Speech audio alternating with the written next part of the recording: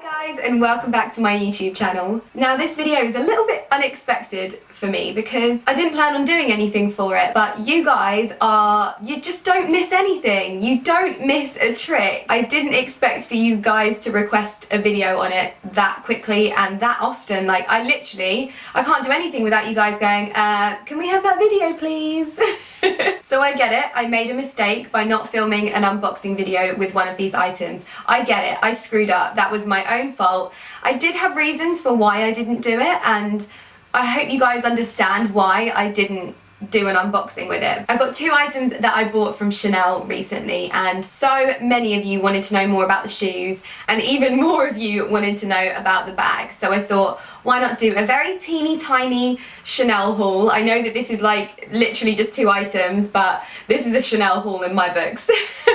I had to sell stuff to be able to buy these, and it's not like I just waltzed out, dropped a bomb in Chanel and then was like, huh, pocket change. No, like I sold handbags, I sold shoes because I decided that I wanted this stuff. So you guys might have noticed in recent snaps that I got myself a Chanel classic flap. I don't even know the proper name for it. Like, is it a jumbo? I have no idea. Is it a 255? I have no idea. Like, it's just a bag that I saw and I wanted and I loved how beautiful it was.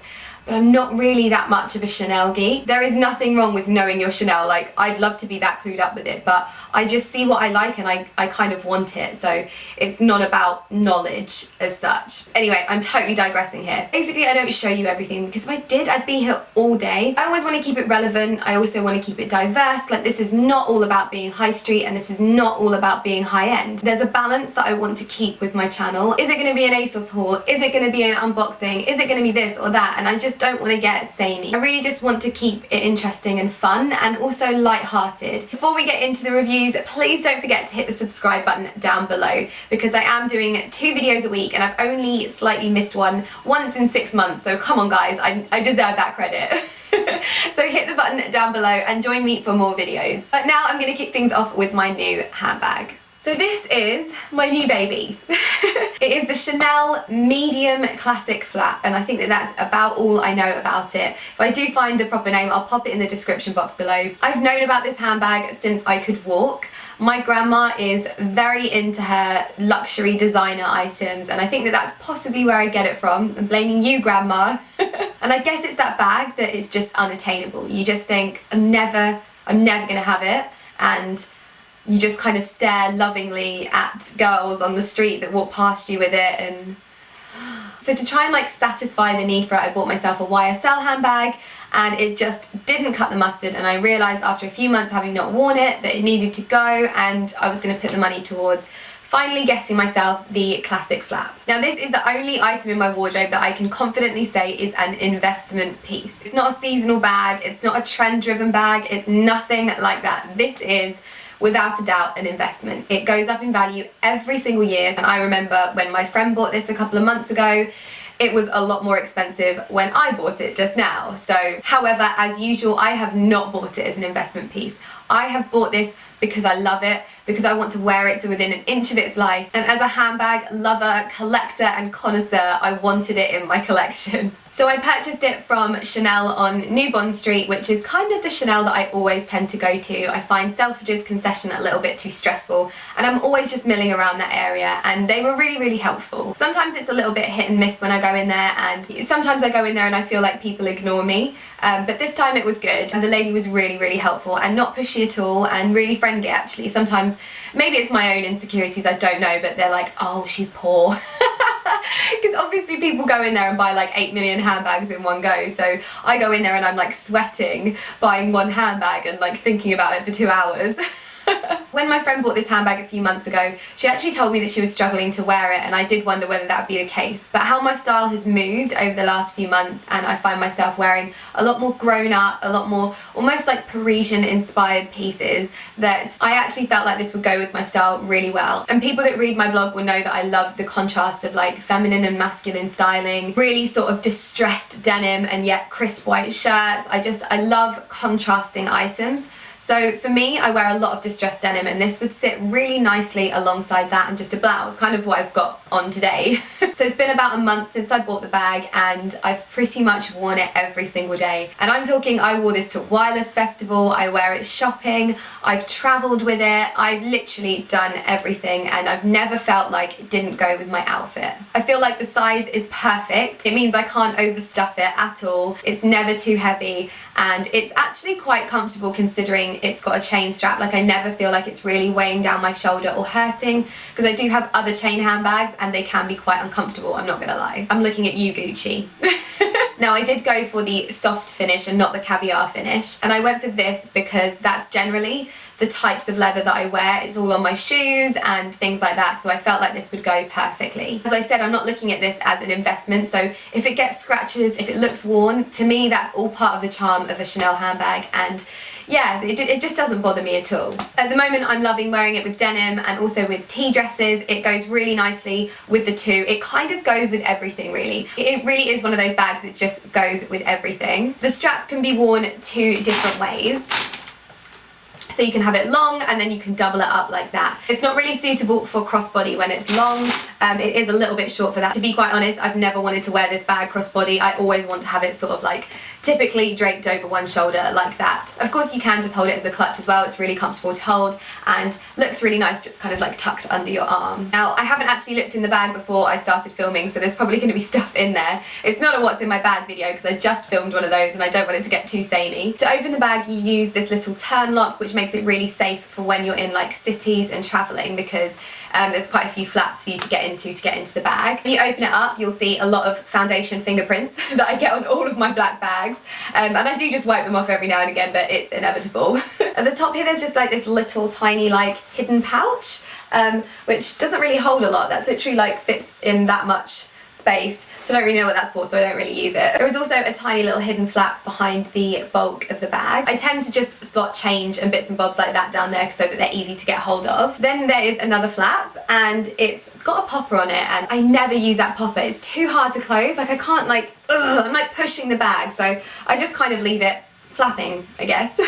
And this is where you see that typical burgundy, like blood red lining. And then there is the gold stamp with the Chanel made in France. In the front here is just another pocket for you to slide bits in, and then there's the main compartment here. There's 2 little compartments at the back as well, which you can slot like your phone or headphones and stuff like that in there. There is also this compartment at the back, which is where I keep my phone most of the time, because it just slots in nicely and yet it's close to my body, so it's safe and I can just slide it in and out easily. So as you can see, there is a lot of compartments in this bag. It holds a lot of stuff, but it's a good amount and it never feels heavy unless you put like a ton of rocks in there or something like that. Now, I paid £3,460, I think, for this bag, and that's obviously the most I've ever spent on a handbag in my entire life. And I did sell some stuff beforehand, so I didn't pay all of that in one go. I just sold loads of other bits to put towards this. I just like handbags, so it's that's fine by me. There's no sort of moving up from this. I don't want anything more. I don't want like an Hermes or anything like that. This is the only sort of really expensive bag I would ever want. So on reflection, I am so happy that I bought this bag, and I'm so happy that I added it to my collection. I think that it holds a lot of stuff. It's really comfortable to wear, but it also goes with almost everything. Also, when it comes to the style of this bag, it looks absolutely beautiful with like a silk scarf tied around the handles, and it just changes up the whole bag and changes up your whole outfit. So would I buy it again knowing what I know now? And I definitely have to say yes, I would buy it again. I am so in love with this bag and I can't believe I didn't purchase it sooner. I do absolutely love this handbag so much. And if it is on your list of handbags to add to your collection, I would say get this one before you buy any other handbag, because this is the one that's going to stand the test of time. It's going to always be in fashion. Like, these never go out of fashion, so it's not a trend driven bag at all, so you're going to get the most wear out of it. There are also lots of places on the internet where you can buy these bags second hand, so I will pop some links to like Vestiaire Collective and places like that in the description box below. So that is my first item that I bought from Chanel that you guys wanted to know about. Now on to item number 2. Now, I'm not the kind of person to be influenced too much by what everyone is wearing at one time. And I saw these shoes on so many people and I just thought they looked beautiful, but it just wasn't something that I could see myself wearing at that time. I just took a step back, and then all of a sudden one day I was like, Lydia, you need those shoes. I am talking about the Chanel Slingback. This is the beige pair with the black sort of, I don't know what material that is, it's not satin, but the black toe caps. Now the thing is with these shoes, they're not that easy to get a hold of. So it took some time, and my friend Claire, who is like literally, she just knows everything about Chanel, she managed to find me a pair. It was so funny. You would have seen me talking about this in my vlog. I was in a meeting with L'Oreal and we're sat there having breakfast, and my phone is just non-stop ringing to the point where I'm like getting a little bit embarrassed and feeling a little bit of pressure. And it was Claire. She'd found my shoes, and she was like losing her mind, like texting me, quick, answer, Chanel, Chanel, Chanel. So I was lucky that the meeting was just finishing and we went outside, and then I called her and I went and met her and I went and tried them on. Now I actually got these in a size 5.5, which is just so random. I got the dual ones in that size, but I'm literally a 4.5, so it's a whole size bigger. But actually when I put them on, you couldn't even tell the difference, because I tried them on in the grey in the 5 and then these in the 5.5, and there was just literally no difference. I put them on and instantly I was like, I've got to have these shoes.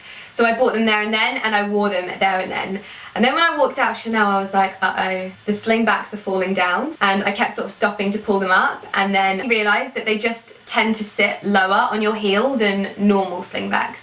They don't slip down and they don't slip on and off. They literally just sit at a very, it's just a bit weird, but you get used to it after a while and you just feel totally comfortable walking in them. And that is what I have to say about these shoes. They are so comfortable, it's unbelievable. And they just give me that elevation that I wanted. This is kind of what I wanted from those Dior shoes, the infamous Dior shoes. So these give me that elevation that I wanted, make me feel like I'm wearing something a little bit more special on my feet rather than just the normal flats. And I've just been wearing these non-stop. I feel like these are the purchase of the summer for me. Like I won so badly when I bought these, because I'm wearing them so much and they go so nicely with denim and like smart trousers. They go with shorts, jeans, skirts, everything. So I'm so glad that I added these to my collection. As I said, they're not that easy to get hold of, so you do have to go into a lot of Chanel boutiques to find them. But I know that so many of you girls are interested in them, so stick at it, because that's what I did. It only took like a week or two and then I had them in my possession. So it might take some time, but it'll be worth it. Now these retail for, I think it was £420, and I sold a pair of Chanel espadrilles in order to be able to buy these, because the espadrilles were just a little bit too tight on my feet, so I'd like never worn them. It's a good reason to follow me on Snapchat, by the way, because I sell a lot of my stuff on Snapchat, so I'll pop my code on screen somewhere and you can come and follow me over there, because I do sell a lot of my handbags and shoes on there. So again, I wasn't just going in there and dropping loads of money, I sold something to be able to buy something. It feels like it's been a long time since I raved about a pair of shoes